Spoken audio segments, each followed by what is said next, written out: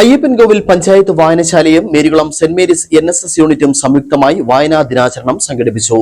വായനാ ദിനത്തോടൊപ്പം സിനിമാ നടൻ സലീം കുമാർ അനുസ്മരണവും നടന്നു. പ്രമുഖ സാഹിത്യകാരി പ്രിയ വിജേഷ് പരിപാടി ഉദ്ഘാടനം ചെയ്തു. വായനയിൽ നിന്നും കുട്ടികളും യുവതലമുറയും അകന്നുപോകുന്ന കാലത്താണ് വായനയുടെ ആവശ്യകത വിളിച്ചോതി വായനാ ദിനം കടന്നു വന്നത്. അയ്യപ്പൻകോവിൽ പഞ്ചായത്ത് ലൈബ്രറിയും മേരികുളം സെന്റ് മേരീസ് NSS യൂണിറ്റും സംയുക്തമായാണ് വായനാ ദിനാചരണവും സിനിമാ നടൻ സലീം കുമാറിന്റെ അനുസ്മരണവും സംഘടിപ്പിച്ചത്. അയ്യപ്പൻകോവിൽ പഞ്ചായത്ത് ലൈബ്രറിയിലാണ് പരിപാടി സംഘടിപ്പിച്ചത്. പരിപാടിയുടെ ഉദ്ഘാടനം പ്രമുഖ സാഹിത്യകാരി പ്രിയ വിജേഷ് നിർവഹിച്ചു. കടന്നു പോകുന്ന ഓരോ കാലഘട്ടങ്ങളും ഉണ്ടായിരിക്കും.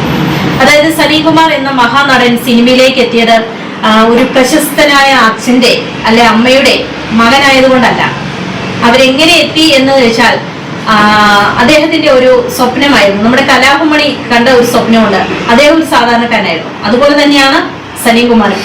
സാധാരണക്കാരനായ ഒരാൾക്ക് സ്വപ്നം കാണുന്ന ആ ഒരു വേദി ആയിരുന്നില്ല അന്നത്തെ കാലത്ത് സിനിമ എന്നത്. അപ്പം കൂടുതലായിട്ട് സിനിമയെ സ്നേഹിച്ച് നടന്ന ആ ഒരു സ്വപ്നം കണ്ടിരുന്ന സലീം കുമാർ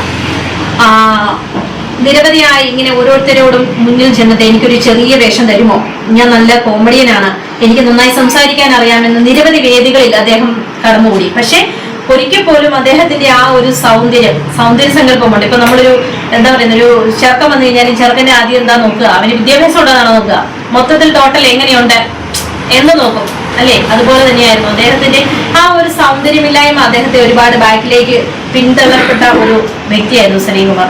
യോഗത്തിൽ ലൈബ്രറിയൻ VS അഭിലാഷ് അധ്യക്ഷത വഹിച്ചു. ലൈബ്രറി കമ്മിറ്റി അംഗങ്ങളായ Sijumon TK, NSS coordinator Alphonsa Sebastian എന്നിവർ സംസാരിച്ചു. NSS വളണ്ടിയർമാർ, ലൈബ്രറി അംഗങ്ങൾ തുടങ്ങിയവർ പരിപാടിയിൽ പങ്കെടുത്തു. Idukki vision news, Ayyappancoil.